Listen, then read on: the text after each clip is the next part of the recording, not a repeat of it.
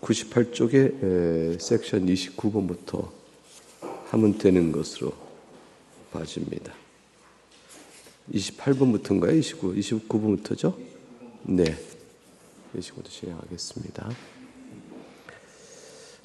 그것으로 자기를 치장하는 사람, 여기서 그것이라는 것은 자신이 갖고 있는 선행이죠. 28섹션에서 인간이 행하는 의, 하나님의 의 앞에서는 더러움에 불과한 것인데, 그것으로 자기 의로 자기를 치장하는 사람은 하나님 보실 때 어떨까요? 그 더러운 것을 자꾸 도덕도덕 바르고 자기를 과시하는 사람과 같은 거죠.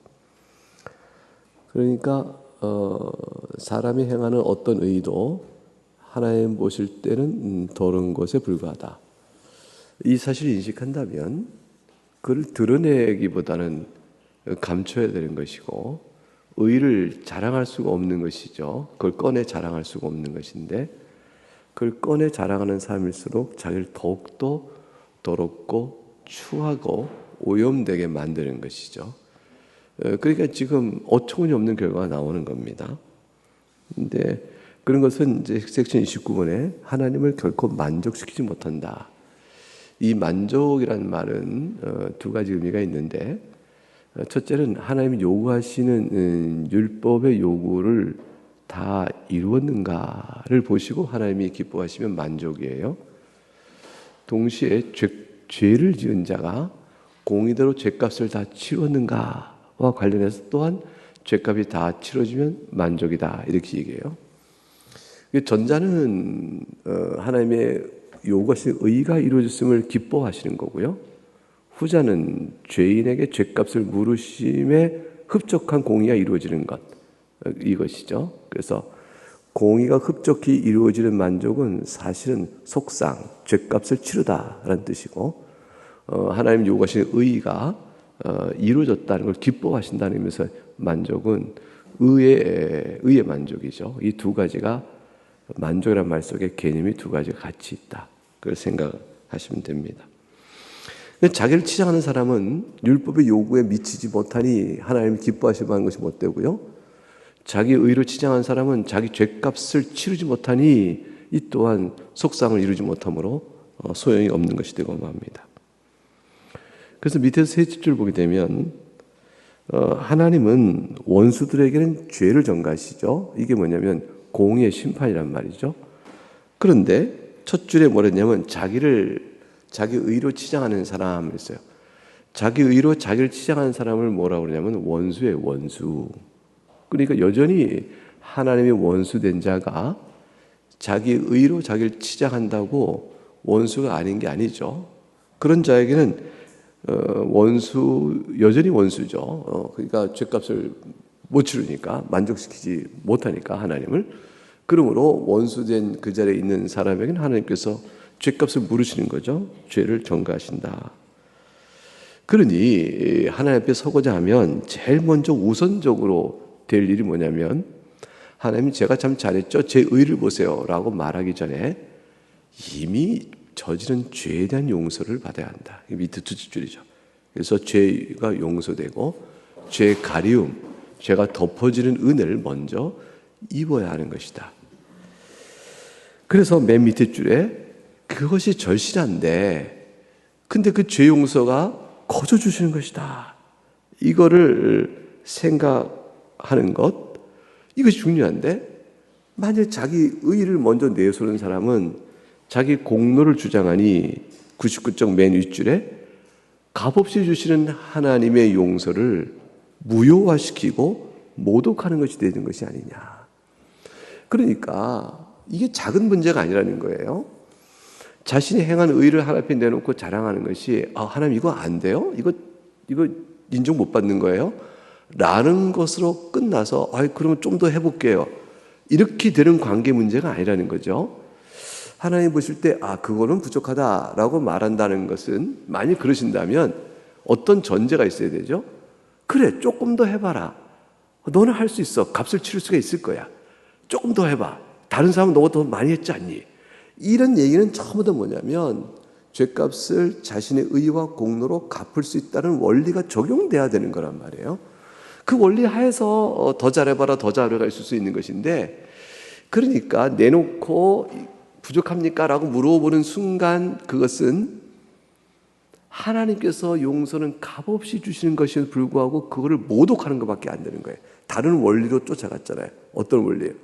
자기 의에 근거한 공로의 원리를 붙잡고 있기 때문에 값없이 주시는 하나님의 용서의 원리를 모독하고 배격하는 게 되어지는 거죠. 그래서 이거는 괜찮은데 그런 노력을 뭐 그렇게 폄하하나 싶은 게 아니고 근본적으로 다른 원리를 따라감으로 복음의 대적자가 되어지는 것이에요. 이게 사람 볼 때 그렇게 경건에 노력하고 의를 자랑하는 교만이야 좀 그런다 하지만 그래도 주 앞에 경건한 의를 쌓으려는 그 모든 것들의 소중한 노력을 너무 폄하하는 거 아니냐는 식의 판단한단 말이죠.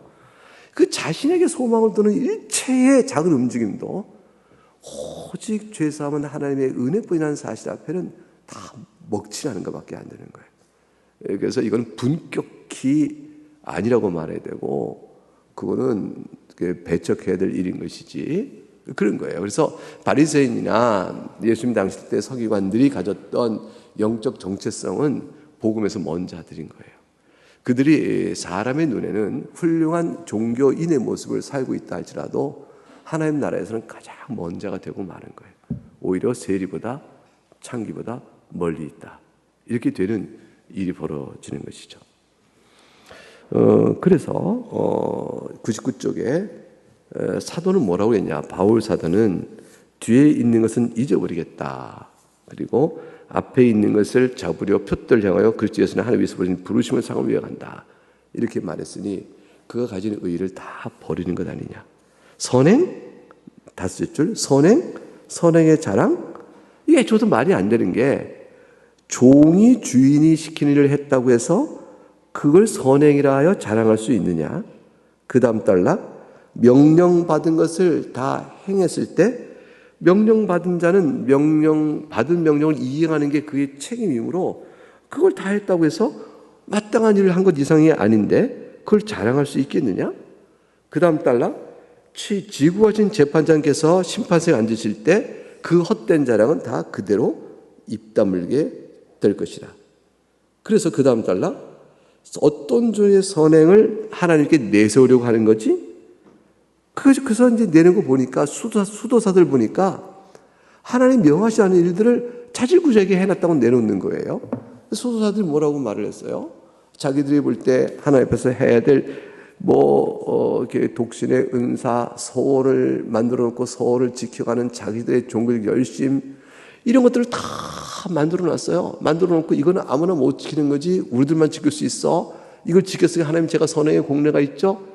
하나님 명하시지 않은 인간의 규칙을 만들어 놓고 인간이 만든 규칙을 잘 지켰으니 저들보단 내가 우월하죠 라는 식의 비교적 상대적 의의 공로를 주장하는 자체가 애초부터 하나님의 율례에 없는 것이요, 법도도 없는 것이요, 그 내용 자체도 선행의 근거가 못 되고 더군다나 원리적으로도 은혜의 복음을 배척하니 악한 것이고, 전부 다 어떻게 처음부터 근본적으로 잘못된 거죠.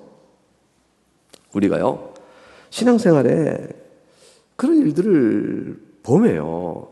이제 교회 내에서도요 훌륭한 신자, 신앙인의 열심, 또 좋은 하나님 기뻐하시는 자의 이런 모습들을 하나님이 말씀 속에 가르치신 그 말씀의 교훈과 성령의 인도하심에 따른, 한마디로 하나님을 사랑하고 형제를 사랑하는 그 내용의 이 신앙적 양심에 따른 성령의 열매 외에, 이건 굉장히 아름다운 것들이잖아요. 이거 외에 어떠한 것들을 자꾸 이렇게 교회 안에서 규칙과 규율을 만들어 그를 잘 지키면 하나님 기뻐하신 자요, 훌륭한 신자라는 비교적 의식을 교회 안에 불어넣으면 처음에는 좋아 보여요. 왜냐하면 그렇게 하면 더 열심히 하잖아. 그럼 더 훌륭한, 또 그럼 경건이 또 쌓는 연습도 되는 거잖아. 사람은 그렇게 움직여. 그렇게 안 하면 사람이 나태해지는 법이야. 이래서 그걸 막 격려하고 도움하니까 일련의 좋은 기능이 있는 것 같아요. 근데 그 기능이 그 교회 안에서 어떤 역기능이 드러날까요? 그 한 사람과 안 한 사람 사이에 모종의 신앙적 우월의식과 또 좋은 신자요 이런 등등의 아주 편파적이고 잘못된 시각의 서로 안에 그 왜곡된 질서가 교회 안에 심어지게 되어지고, 이래 되어지면 지금 우리가 말하고 있는 이 원리 가르침의 신학적 적용이 되는 거예요. 오늘 우리 신앙의 적용점을 갖게 되는 거죠. 그런 거 아니죠. 그건 잘못된 것이라. 그래서 이제 교회 안에서 우리가 성경을 암송합시다. 암송 그 자체예요. 암송을 많이 한 나는 우수하고 아닌 사람은 뭐 기도합시다. 기도를 내가 얼마나 많이 한 줄 아느냐? 아니다. 뭐 이런 식으로 경건의 훈련을 위해 도모되는 좋은 격려와 권면들이 있는데, 이 권면을 어떤 의미에서 규칙이요, 규칙에 따른 성공 여부의 계량화, 그래서 자기가 높다, 이런 식으로 생각하는 발상의 연결은 굉장히 위험한 것이에요. 좋은 게 아니에요. 그래서 해가 돼요. 그러니까 그러한 경건의 노력과 애씀은 이렇게 오히려 자신을 더 하나님 앞에 들여다보고 낮추고 그런 일의 열매로 맺어져야 하는 것이다. 방향이 글로 가야 되는 거죠. 그 자체는 나쁜 게 아니에요. 열심히 하는 거. 왜냐하면 우리는 그렇게 해야 될 필요가 있는 사람들이니까.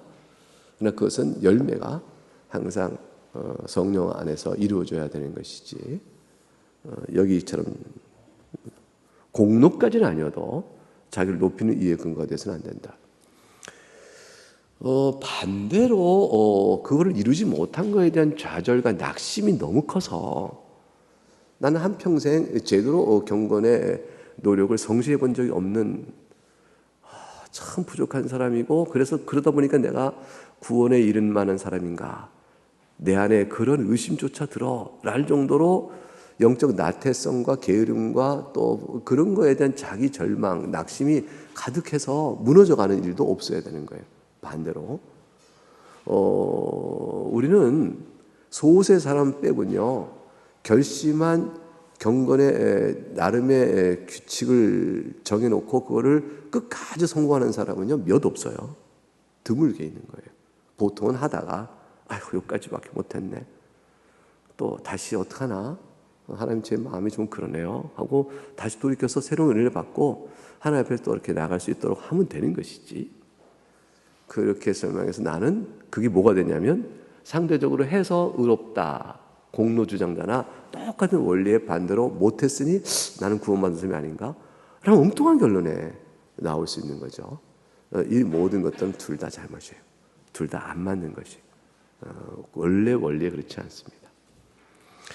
성령 안에 주시는 모든 가르침들은 자기를 점검하고 경건에 열심을 내라 라는 말씀 앞에서 아멘하고 실제 주님을 자원하는 심령으로 사랑하게 힘써 나가는 거예요. 그래서 내 마음에 하나님에 대한 사랑과 감사가 없다는 것은 실로 책망할 일이지만, 정해놓은 사람의 규칙에 내가 얼만큼 성공 여부가 있느냐로 이게 나갈 것은 아니다. 이게 조금 다른 거예요.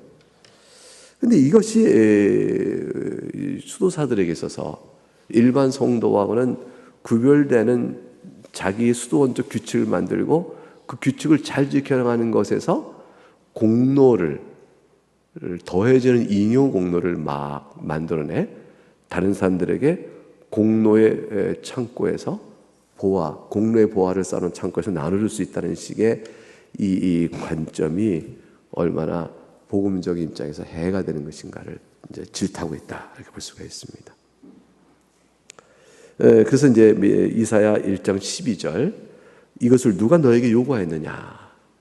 하나님께서 요구하지 않은 일을 이런 일도 했고 저런 했다고 늘어놓는 것. 그렇다면 30섹션, 율법으로 말미암아 전 인류가 하나님의 저주와 진노 아래 있다는 사실을 우리가 아는 것이 중요하다. 100쪽에 가게 되면 육신의 자유는 방종으로 이끌어서 율법을 준수하지 못하고 죄를 짓는 정욕의 활기침에 끌려갈 것이다. 그러나 그 다음 단락, 영적인 자유는 뭐냐? 죄로부터 노임받는 건데 율법의 정죄로부터 자유케 되는 거죠. 이게 진정한 의미의 자유인 거죠. 율법의 정죄로부터 자유케 되는 것, 그것이 믿음에서 얻는 거예요. 이게 의롭다함이 주시는 복음인데요. 신자들은 율법 앞에서, 우리도 이제 예배 때 계명을 10계명이 있잖아요. 서희 도덕법적 계명 앞에서 우리의 허물들을 보게 됩니다. 이 허물들이 결국은 보게 된다는 것은 그냥 그렇다 하고 끝나는 게 아니라 율법의 기준에 따르면 정죄받을 것이구나 라는 죄인식, 죄의 성질을 알게 되는 거죠. 그러면 그 눌림이 있는 거죠. 정죄는 곧바로 저주의 선언이 이루어지는 거예요. 그래서 형벌이 우리에게 줄 것이라는 내용이 이어지는 것이죠. 그 정죄와 저주는 같이 오는 건데, 근데 그것에 의해서 그리스도를 믿는 성도가 율법을 대하며 계속 정죄감에 시달린다. 그건 잘못된 거라는 거예요. 그게 아니라, 왜냐하면 믿음이 이미 그 율법의 정죄로부터 해방하였기 때문에 그런 의미에서는 아직도 복음의 은혜 앞에 마땅히 누릴 영적 자유를 못 누리고 있는 것이죠. 그래서 성도는 하나님의 계명 앞에서 허물을 들여다볼 때 이 허물을 들여다본 율법의 정죄가 그리스도의 복음이 없었다면 나는 영원한 저주로 들어갈 자임을 말해준다 라는 자각을 다시 한번 새롭게 하면서, 그런데 믿음으로 의롭다함을 받았으니 이 모든 정죄와 저주로부터 내가 해방됐고 자유케 됐구나 하는 사실을 다시 한번 확인하면서 그 은혜 앞에 참으로 감사하면서 하나님께 내가 무엇으로 감사를 드릴까? 이리하면 그 마음속에 성령께 이끄시는 대로 순종, 또 말씀을 따라 살아가는 간구와 소망, 그리고 능력의 부으심, 이걸 찾아나가는 거죠. 그래서 성도가 율법에 섰다는 것은 정죄감 앞에 들어가는 게 아니라 용서에 대한 확인이에요. 용서의 기쁨이 얼마나 큰가를 알면서 하나님을 사랑하기 위한 새로운 이제 마음과 능력으로 율법을 새롭게 보게 되죠. 그러니까 도덕 계명이 이전에는 죽일 계명이 이제 나를 살리는 계명으로 바뀌는 거예요. 살리는 계명은 어떻게 바뀌어요? 살리는 법이 어떻게 나와요? 성령 안에서 그 법을 사랑하게 되니까 그래요. 성령 안에서 그 법을 따라가는 것을 즐거워하게 되어지니까 생명 누림의 증거요 원리가 돼버리는 거예요. 그 원리란 말보다 생명의 즐거움을 누리는 지침이요 길잡이가 되는 거예요. 무엇으로 내가 하나님을 기뻐하고 즐거워할까? 하나님의 말씀을 지키는 것. 이게 되는 거죠. 하나님의 율법인데 율법 안에 들어가 있잖아. 아니 율법 우리를 정죄하는데 아니야 용서받았잖아. 아니 그럼 어떻게 되는데? 용서받은 자인데 우리가 어떻게 하겠어? 하나님을 즐거워하는데 하나님 뜻이 이것이네. 우리 같이 하자. 내 안에 그 뜻을 행하고 싶어. 성화란 측면이 내 안에서 거룩함을 이루어가는 구체성이 선행으로 드러날 때 내면에 이루어지는 거룩한 소망을 부어넣으실 하나님께서 정결의 은혜를 입어서 생활 속에 선행을 열매를 맺어갈 때 그 맺어감에 있어서 이 율법의 역할이 있는 거죠. 그때는 살리는 율법이 되는 거예요. 죽이는 율법이 아니라 살리는 율법. 그 사이에는 예수 그리스도가 계신 거죠. 믿음으로 의롭다함이 있는 것이다. 이게 전혀 다르게 되어지는 거죠. 그래서 그 다음 단락에 율법은 우리의 양심을 찌르고 괴롭혀서 우리의 죄를 깨닫게 합니다. 그런데 하나님은 많은 사람들이 바보스럽게 믿고 있는 것처럼 바보스럽게 영 단번에 사죄의 은혜를 우리에게 베푸셔서 우리가 과거에 들 용서받은 뒤에는 율법의 의를 다시 찾도록 하지 않으십니다. 이렇게 되면 거짓 소망이 되어지고 우리를 비웃고 조롱하게 합니다. 이거 무슨 말이냐면, 만약 어떤 사람이 이렇게 얘기하십시다. 믿음으로 인해서 과거의 죄가 용서받았습니다. 이제로부터는 새롭게 주 앞에 섰으니 앞으로는 율법을 잘 지켜서 의로운 생활을 하여 구원을 받으십시오. 이렇게 말하면 뭐가 됩니까? 용서는 과거고 구원의 미래는 뭐죠? 내 의의가 되는 거죠. 이것도 잘못이라는 거예요. 이거 헛된 소망인 거죠. 지금까지 과거의 죄는요, 100년을 더 살아도 그 시점 뒤에서 그 시점에 돌아보는 100년의 지금 나의 100년이 100년 들어가면 나의 과거가 될 거 아니에요? 그때 과거가 돼버리는 거예요. 다 똑같아요. 지금까지 살아온 내가 앞으로 100년의 나와 하나의 율법 앞에 죄인됨이 바뀌지 않아요. 여전히 허물이 있고 죄가 있어요. 그러니까 중생자의 삶 안에서도 허물들은 계속 이어지기 때문에 이런 것들이 있어요. 그래서 중생자의 삶의 증거를 허물에서 찾으려면요, 못 찾아요. 허물이 없음으로 중생자의 삶의 증거를 찾으려면 그 어려운 일이에요. 왜냐하면 중생자는 허물이 있기 때문에.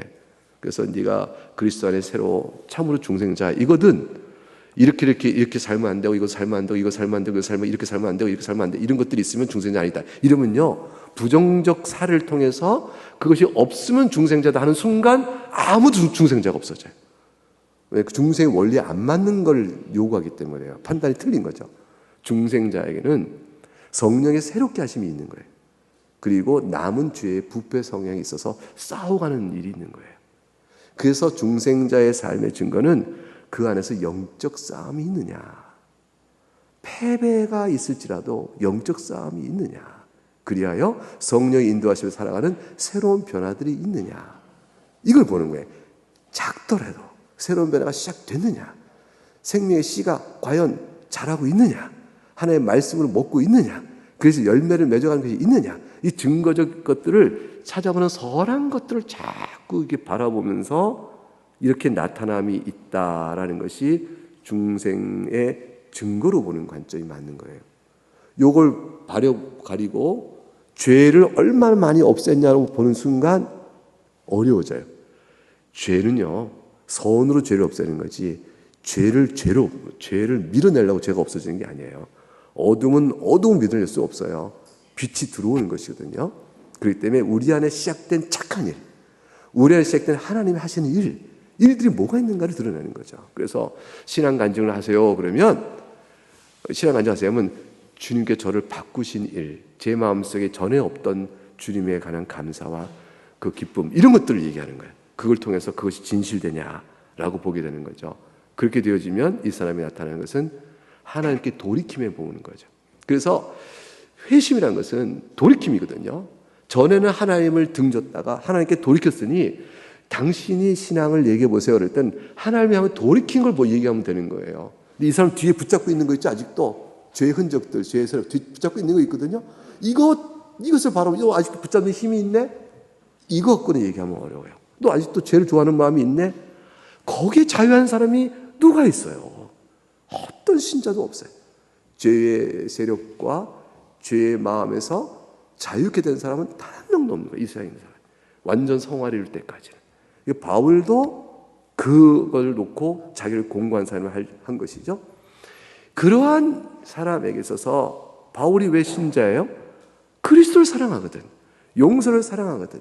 하나님 그 은혜 때문에 하나님 앞에 살고자 하는 마음이 있거든요. 그 하나님께 나갔거든요. 바울에게 나타난 모든 증거는 다 그거라요. 내가 뒤로 땡기는 게 있지만 하나님 향해 있는 거죠. 땡기는 것 때문에 다시 돌아서지 않는단 말이에요. 그러니까 이게 신자됨의 모습이다. 중생자의 삶의 모습이다라는 것은 그렇게 찾아지는 것이, 그렇게 보는 거죠. 이게 잘못되면 어떤 일이 벌어지냐면 선행으로 의롭다함을 받는다는 일이 벌어지는 거예요. 선행으로 의롭다함을 받는다는 것. 그래서 그 단락에서 그 다음 단락 보면 우리가 육신을 입고 사는 동안에는 완전에 이를 수 없기 때문에 이 우리는 신자예요. 칼빈을 포함합니다. 율법이 행위에 있어서 완전한 의를 획득하지 못한 자에게 죽음과 심판을 선언하기 때문에 우리는 그렇기 때문에 만일 하나님의 자비가 거듭거듭해서 우리를 용서하지 않는다면 율법은 항상 고소하고 정죄할 근거를 가지게 될 것이다. 그래서 우리가 말하는 것은 그렇게 된다면 우리는 항상 무엇을 하든 간에 사망과 혼란만을 이루게 될 것이다. 자, 이게 뭐냐면 만일 우리가 율법을 행하여 의를 이룬다 쳐보자. 자, 과거에 저는 다 용서받았으나 앞으로는 여러분이 중생자, 용서받은 신자가 되었으니 다시는 죄를 범치 말고 살아서 의를 이루어 구원에 이르시오 라고 말하는 순간 우리는 또다시 죄를 범하는 자기를 발견할 것이다. 끊임없는 하나님의 자비 용서 앞에 나와야 하는 가운데서 항상 혼란과 혼동이 있게 되는 영적 자유함과 구원의 용서에 대한 확신, 기쁨, 그리스도의 은혜에 대한 감사가 점점 어떻게 돼요? 계속 요동을 치게 되네요. 그것은 없고 하나님이 용서해 주세요. 또 용서해 주세요. 용서해 주세요라는 영적인 불안과 혼돈이 우리에게 사망으로 이끄는 것처럼 있게 될 것이다. 그래서 율법을 통해 우리에게 준 약속이라는 게 있느냐? 그것은 없다. 율법을 준행할 때 주겠다는 약속, 이걸 다 행하라. 그럼 네가 살리라. 주님께서 부자 청년에게 그렇게 말씀하셨거든요. 제가 선한 선생이요, 내가 무엇을 행하면 영생을 얻으리까? 이 질문 속에 그 청년의 의식 속에 뭐냐면 사람이 선하면 어떤 일을 행하여 영생을 얻을 것이라는 전제가 깔린 거예요. 그래서 예수님을 선한 사람으로 보고 있는 거죠. 이 정도는 굉장한 선한 사람인데 존중을 붙여 선한 선생님이 했지만 당신도 당신같이 선한 일을 하는 사람이라면 영생을 얻기 위해 무엇을 해야 할지를 다 아는 것 같습니다. 나 또한 그렇게 살아왔는데 뭔가 좀 더 필요한 게 있을까요? 고견을 묻습니다. 저보다 한 수 위 같은데 말하자면 그거예요. 그 찾아오니까 주님께서 하나님만이 선한데 어찌 내게 선하다 하느냐라고 물으심으로 그 가지고 있는 의식 속의 전제를 깨는 거죠. 너는 지금 처음부터 단추를 잘못 채우고 있다. 그러고 나서 주님께서 그거를 깨우치려고, 왜 단추를 처음부터 잘못 깨웠다는 걸 깨우치려고 율법에 쓰인 바를 행하라. 그래서 주님께서 말씀하셨어요. 계명 몇 가지 얘기했더니 어려서부터 다 지켰다고 그랬어요. 이 자체가 뭐냐면 단추를 잘못 깨고 있구나. 어려서 다 지켰다는 말이 뭐냐면 자기의 의의 근거를 두고 있구나. 이걸 보는 거 아니에요? 율법은 죄를 깨닫게 하는 것인데 그걸 못 보고 있는 거죠. 그러니 주님께서 가진 것 다 팔거라. 그 자가 죄를 하나님의 명령을 어려서부터 다 했다고 했으나 하나님 뜻을 행하지 못하는 자임을 발견하도록 하시기 위해서 율법의 적용으로 너희 것을 다 팔고 나를 쫓으라고 말씀하셨어요. 율법의 계명의 참뜻이 거기까지 간다면 네가 율법을 지켰다 할 수 있겠냐를 물어보시는 그 사람에게 적용점을 집어넣으신 거예요. 못하죠. 돌아갔단 말이에요. 그 친구가 죄를 깨달았으면 내가 못한 나이다. 하나님 뜻을 하나도 행한 게 없나이다. 이리 말했으면 살 길이 있는 건데 그러면 주님을 따를 텐데 못 따른 거죠. 소용없는 일이었어요. 그 굴레, 그 종교적 그 경건의 그 굴레 안에서 벗어난 일이 얼마나 어려운지 몰라요. 이 의식은요, 예수 믿는 교회 안에도 가득해요. 예수 믿는 교회 안에서도. 우리 안에도 작용이 된다니까요. 이렇게 여기서 벗어난다 이거 얼마나 어려운지 몰라요. 그래서 복음 안에, 그래서 복음은요 평생 들어야 돼요. 딴 생각을 아니지. 평생 들어야 돼. 그래서 그리스도의 은혜만이 사는 일이다 하는 일을 깊이 깨달아야 합니다. 31번 섹션을 좀 더 볼까요? 사도는 이 점을 계속 강조하고 있다. 만약 율법에 속한 자들이 상속자로 해보자. 무슨 말이죠? 하나님 나라를 기업으로 받는 일이 상속자라고 하네요. 하나님 나라의 그걸 기업으로 받는 일이 율법의 행위로 말미암다면 복음의 약속이랑은 다 헛된 것이지 이렇게 되는 것입니다. 아브라함에게 약속하신 것이 율법의 행위로 말미암다면 헛된 것이네. 아브라함과 약속이 파기되는 거죠.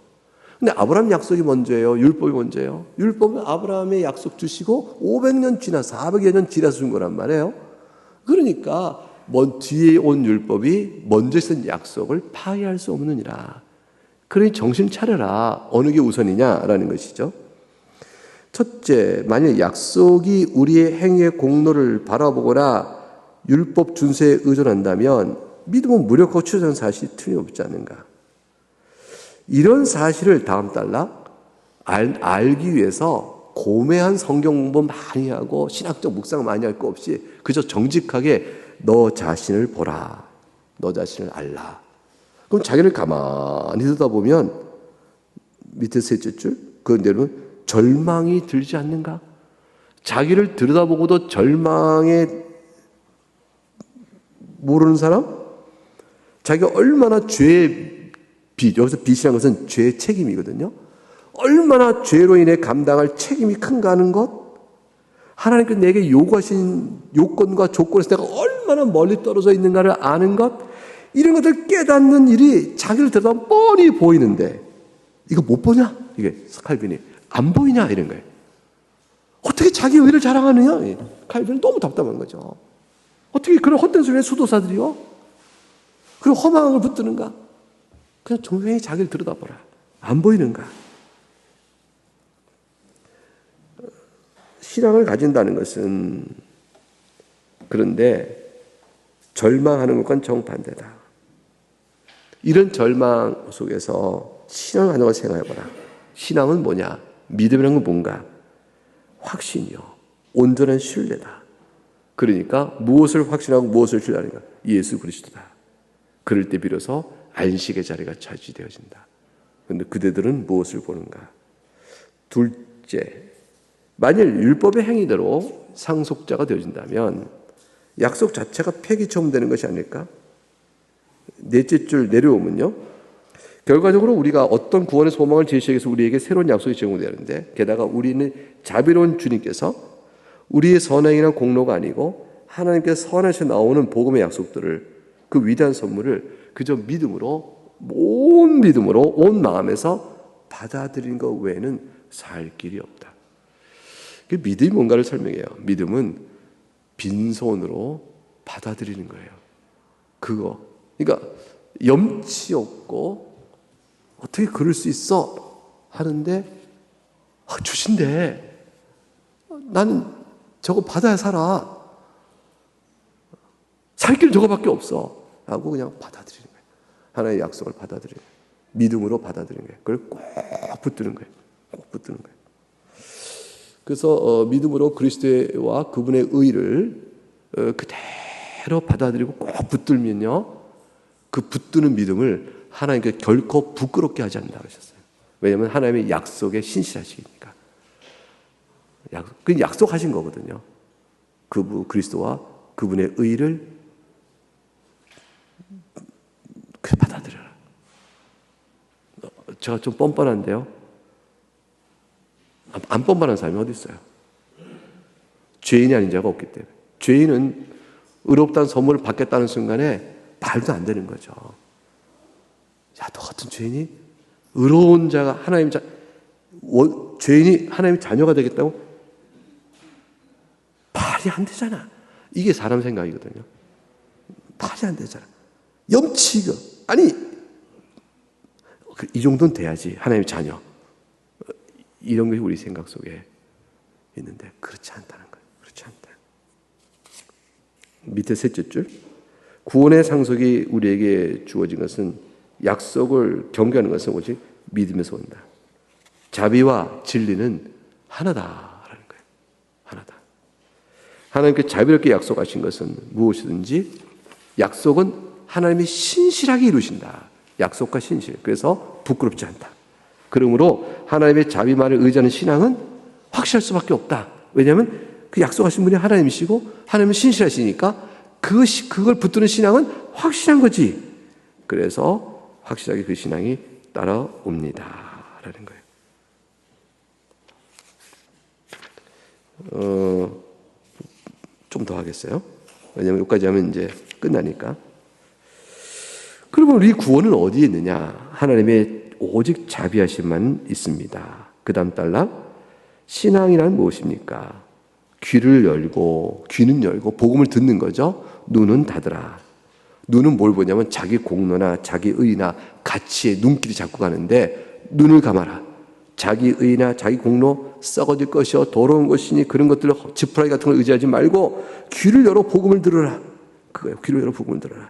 그리고 하나님, 우리가 우리 자신에 대한 깊은 불신을 가져라. 나는 아무것도 아니요, 영적으로 파산자요, 나는 가난한 자요, 나는 망할 자가 됐다라는 사실을 가져라. 그러고 나면 하나님만을 의지하지 않겠는가? 그 하나님만을 의지하라. 이런 것입니다. 자신에게 절망하지 않으면 어찌 하나님을 의지하겠는가? 그거죠. 자기에게 의를 조금만 둔다면 그가 하나님을 의지하겠는가? 라는 것이죠. 그래서 그것은 넷째 절 내려오면 결과적으로 자기를 향한 모든 의의 자신감 완전히 꺾여지고 대신에 예수 그리스도의 선하심과 하나님의 은혜만을 붙들게 되어지면 나 따위의 공로는 어디 있으며 오직 그리스도의 선물만을 기다립니다. 라고 되어지는데 그걸 우리가 뭐라 하냐면 신앙이라, 그걸 구원받는 신앙이라는 것입니다. 이런 신앙은 예수 그리스도 말미암아 주어집니다. 왜냐하면 그리스도께 행하신 일이 있어야만 갖는 거죠. 그리스도께서 우리를 위해 죽으신 일, 율법의 저주에서 우리를 자유롭게 하기 위해 자신이 행하신 일들이 없다면 우리는 결코 이런 확신을 가질 수가 없죠.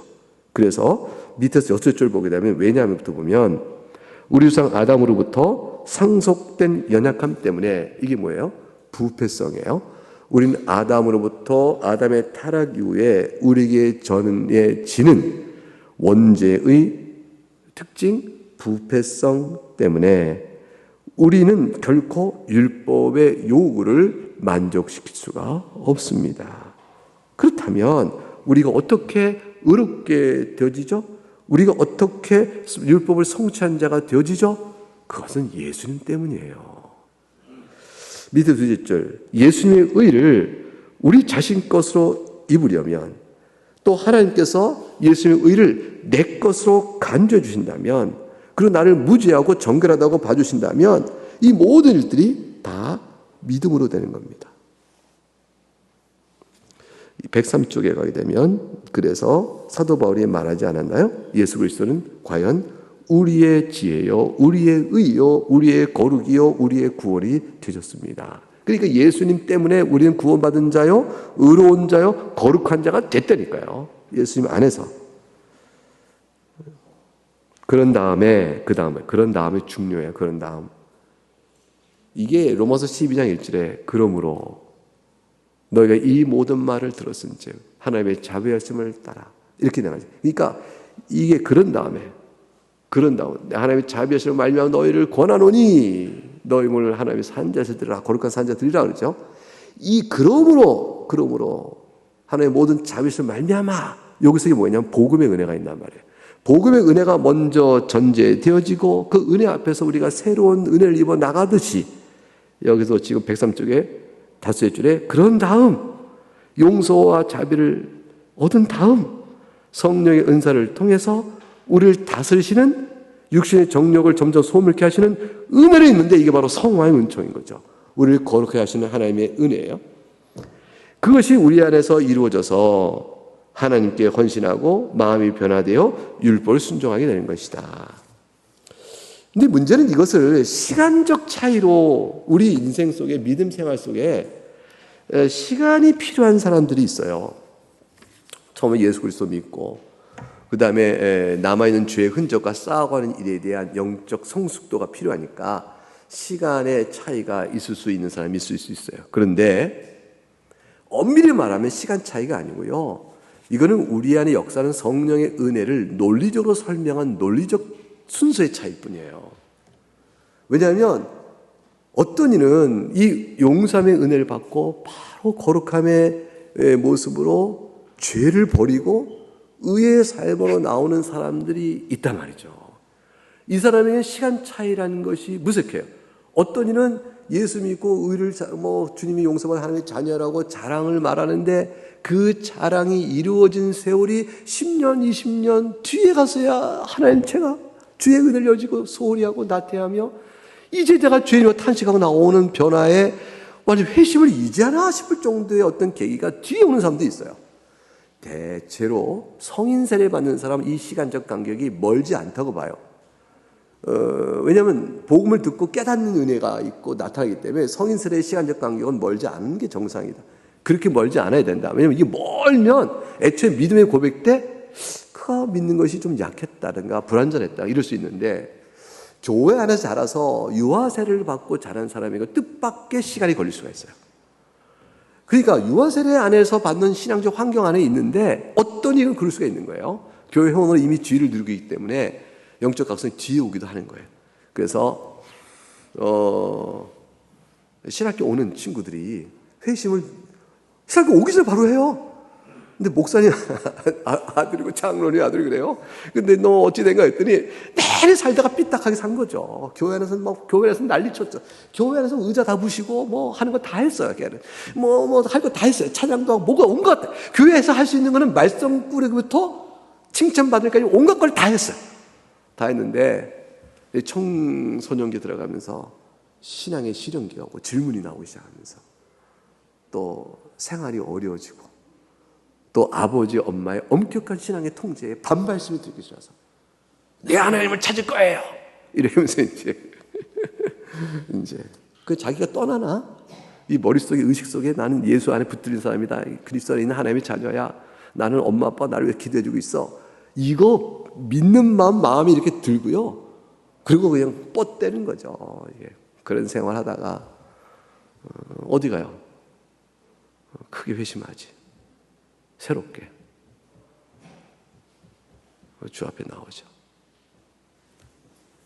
그게 이제 신학교 오는 거로 오는 사람이 있어요. 잘했다. 그 시간 차이가 어떤 얘기 있어요. 어떤 년 이제 요아세를 받을 때 어려서부터 믿음을 잘 누리고 사무엘 같은 사람이 있는 거, 사무엘처럼 믿음 안에 잘 있고 일찍 어릴 때 5살, 6살 때 회심하는 애들이 있어요. 5, 6살 때 하나님 앞에 막 통곡하며 울면서 그때 회심하는 애들도 있어요. 그 회심의 역사는 시간 차이가 아니다.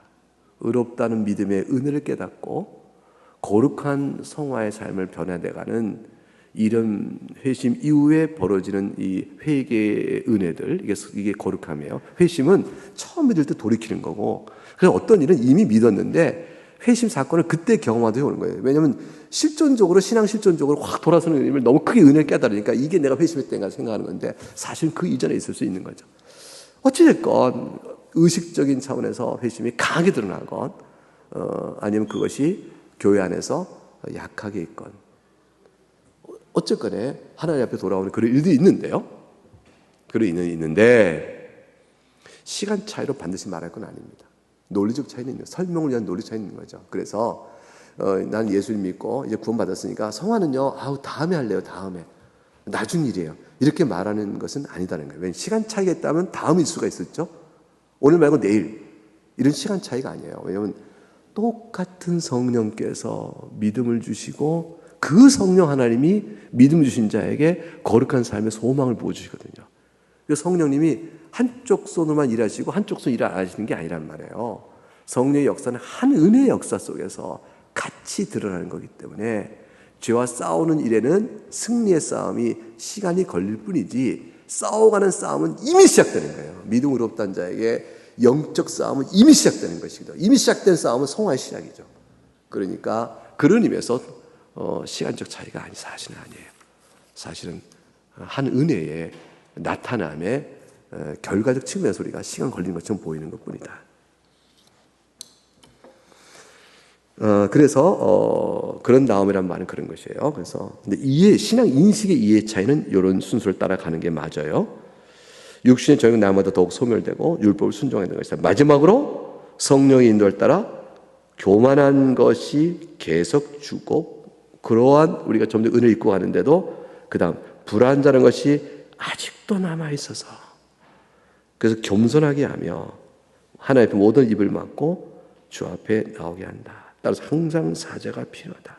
그래서 우리는 용서의 은혜에 대한 계속 반복된 말씀, 확인 이런 게 필요한 거예요. 용서가 취소했다가 확인되고 취소했다가 주어진다는 뜻이 아니에요. 이미 받은 용서에 대한 새로운 은혜의 각성, 갱신 이런 게 필요한 거예요. 이미 받은 은혜에 대한 인식적 갱신이에요. 인식적 갱신. 그런 것들이 우리에게 주어지는 것이죠. 그래서 그리스도의만이 홀로 완전해서 그리스도의만이 홀로 완전하기 때문에 그거예요. 홀로 완전하기 때문에 그리스도의예요. 우리의 유일한 보증이 됩니다. 그 완전한 그리스도의 의가 내 것인 양 그날에 선언되어집니다. 공적 선언을 우주적으로 우리가 선언되게 되는 거예요. 이제 여기까지 하겠습니다. 다음 주에 율법의 용도부터 시작하겠습니다.